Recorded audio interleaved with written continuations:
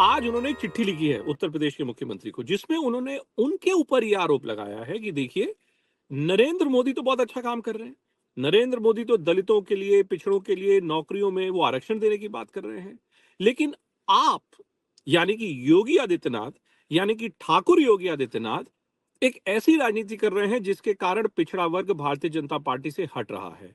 क्या हम ये माने कि कहीं ना कहीं नरेंद्र मोदी ने ये मान लिया है कि भारतीय जनता पार्टी ने जो उत्तर प्रदेश में जो सीटें उन्होंने गंवाई हैं, वो उनकी इमेजरी के कारण नहीं गंवाई हैं, वो गंवाई हैं क्योंकि योगी आदित्यनाथ में समस्या है। मुझको लगता है ये जो पूरी कहानी है, अब ये इस दिशा में बढ़ चली है कि मोदी जी अभी भी ये मान रहे हैं कि अगर उड़ीसा में भारतीय जनता पार्टी की सरकार बनी है, अगर उत्तर प्रदेश, गुजरात में, मध्य प्रदेश में जिस प्रकार के जो आंकड़े आए हैं, यानी कि जो सफलता है वो मोदी की है, जो असफलता है वो बीजेपी के जो अन्य पदाधिकारी हैं, जो अन्य कार्यकर्ता हैं, वो उनके कारण है। मुझको लगता है इन दोनों के बीच का जो विरोधाभास है, उसी विरोधाभास की दृष्टि में अब आप बढ़ चले हैं।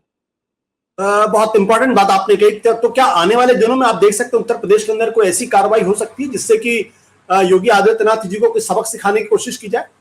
देखिए, अनुप्रिया पटेल जी की जो आज जो उनकी जो लिखी हुई चिट्ठी है, ये हमने पिछले 5-7 साल में हमने नहीं देखी। कोविड में जिस प्रकार का जो आक्रोश देखा गया था उत्तर प्रदेश सरकार के खिलाफ, उस आक्रोश के बावजूद हमने इस प्रकार की पत्रावली हमने नहीं देखी थी। ये बीजेपी, नरेंद्र मोदी की 303 वाली भाजपा में इस प्रकार की पत्रावली का कोई स्कोप ही नहीं था।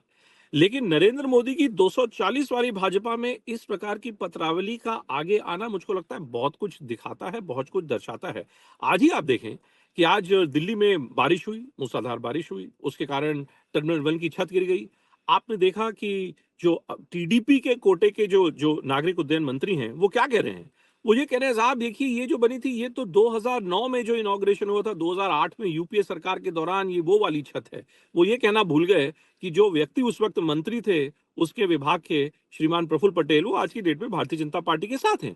सो कहीं ना कहीं मुझको लग रहा है कि मोदी जी इस पिच पे ना, जैसे हमने अभी जो T20 की जो हमने 2 सेमीफाइनल्स की जो पिच देखी हमने आशुतोष, एक और पिच पे बड़ा अनइवन बाउंस था, हर जगह बॉल बाउंस हो रही थी, और कल हमने भारत के मैच में हमने देखा कि बॉल नीची रह जा रही थी।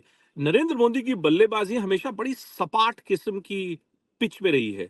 ये अनइवन बाउंस वाली पिच पे नरेंद्र मोदी की बैटिंग की शैली फिलहाल बहुत से लोगों को, मुझे लगता है, थोड़े असमंजस की स्थिति में डाल रही है।